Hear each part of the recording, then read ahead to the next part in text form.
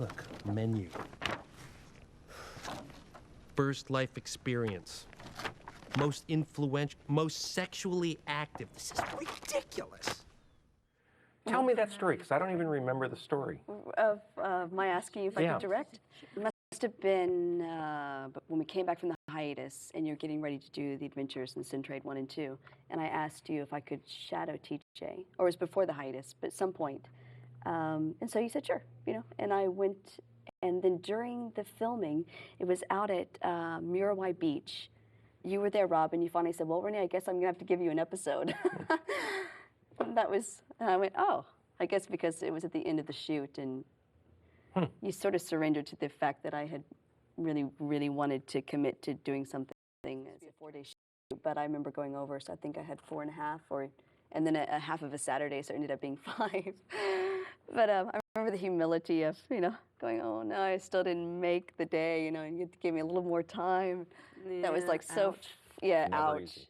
It wasn't hard to make the decision to give Renee an episode. I mean, besides hassling her at first about why she wanted to do it, no, then she was committed and dedicated part of the team, and if she wanted to direct, or if Lucy had wanted to direct, it would have been very hard to tell either one of them, no, you can't do this.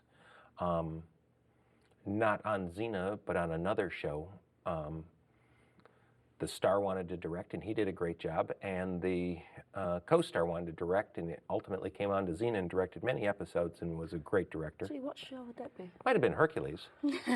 But then the DP and the editor, both who were there such a long time, wanted to direct, and they were among the worst directors I've ever worked with. So it doesn't, the fact that you're on a set or edit footage or do anything doesn't necessarily make you a good director. Boo All Over Again was fun because Renee was directing that one, and I was actually very curious to see how she would do, and she did very well. But I think people, you know, directors are usually two different types. There's sort of circle kind of directors that are like this, you know, they're like, let's just sort of organically see how things are going, and you know, once the actors are sort of ready, you know, then we'll put the cameras around them. And then there's that square kind of directors who are like, you stand there, you there, and you know, here comes Renee, kind of, you know, meekly coming to the set, being very humble. You there, you over there. We're like, whoa, okay, here she comes. Yeah, I mean, here comes Renee. But she did really good, and she was really good with actors. So she was tough, though. I'd like to think that I'm always 100% there for my directors. But for Renee, I was going to be extra quiet and extra, yes, ma'am. And then, but sometimes when I really feel it, maybe they should consider doing something another way, you know, I would say, well, what would you think if it went like this, you know? And Renee told me to shut up and go sit down. Get on your mark and just say the words. Yes, ma'am. And act quickly. Just say it quicker. Over many different episodes, we realized different directors' strengths and weaknesses. And although I'm sure all directors would like to think that they can do everything, some people like T.J. Scott and John Fawcett and Rick Jacobson all were pretty solid action directors with varying degrees of being really good dramatic actors, or if they got great dramatic material, then hit a home run with that. But if it wasn't really dramatic, they couldn't make the drama better than the material they were handed.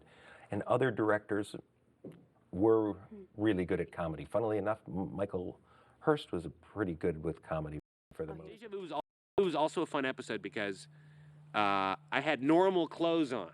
You know, I had normal, regular clothes, and we were going for a totally normal suburban guy, you know, and the clothes that Nyla put on me were very funny. I had asked her for something like Jack Nicholson's clothes in,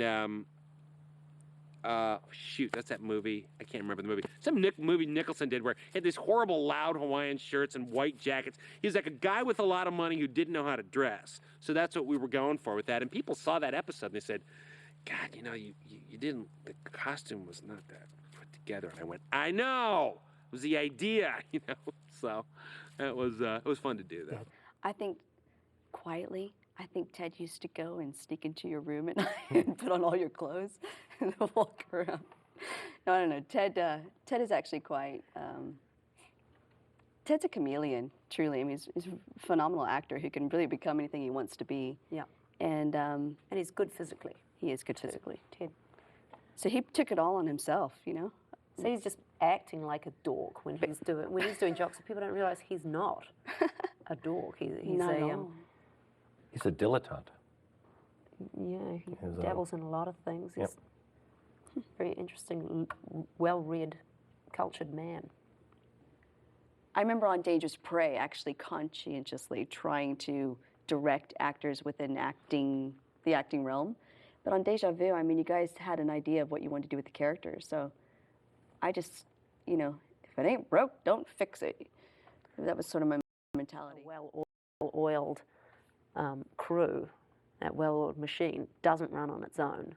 And really the director it's the captain of the ship and sets the, Yeah. they set the tone. Yeah. And everybody wants to get on board and fulfill that person's vision this week. It's funny because now that I say that, I remember this is really funny, and it just shows my analysis of the script. You know, like I'd broken down all the psychological development of the characters and like the internal conflict, and all these things. But I never shared that with you, which is kind of funny. But I don't think that you work like that, so I don't think I ever would have. I would have just gone, Yeah, right. blah, blah, blah. What did you say? I know. Blah, blah, blah. Actually would offer up a lot of suggestions, and he always teases me that I would listen to him, but then I'd say, well, you know, Thank you. thanks, No. Ted.